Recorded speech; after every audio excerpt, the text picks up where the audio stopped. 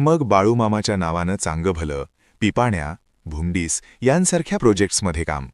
आणि मग सुभाषराव, रामभाऊ आणि बाळासाहेब यांच्या टीमने चांडाळ चौकडीच्या करामती ही वेब सिरीज सुरू केली. अभिनयाची ताकद, आवाजातली modulation, body language, perfect timing सगळं एकदम जबरदस्त.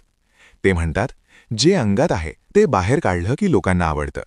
मी म्हणतो, हे पात्र इतकं रिअल आहे की तुमच्या गावातला, पार्टीत धिंगाणा घालणारा तो एक एक कार्यकर्ता लगेच डोळ्यासमोर दिसतो. बाळासाहेबचं सर्वात मोठं शस्त्र म्हणजे ओव्हर कॉन्फिडन्स. बाळासाहेब बाळासाहेब आमची तगडी परिस्थिती सोन्याने म्हटलेला असायचा बाळासाहेब. त्यांचा प्रत्येक डायलॉग असा असतो, मी सांगतोय म्हणजे बरोबरच. ते चौकडीला आवेश देतात, प्लॅन सांगतात आणि स्वतःच सगळ्यात आधी अडकतात. उदाहरण, पैसे कमवायचा शॉर्टकट, कोणाला घाबरवण्याचा प्लॅन किंवा गावात स्वतःची इज्जत वाढवायची आयडिया. पण शेवट गावासमोर फजिती. खरं तर ते जोक करत नाहीत, ते सिरियस असतात, पण परिस्थिती त्यांना कॉमेडियन बनवते. म्हणूनच हा कॅरेक्टर रिलेटेबल वाटतो.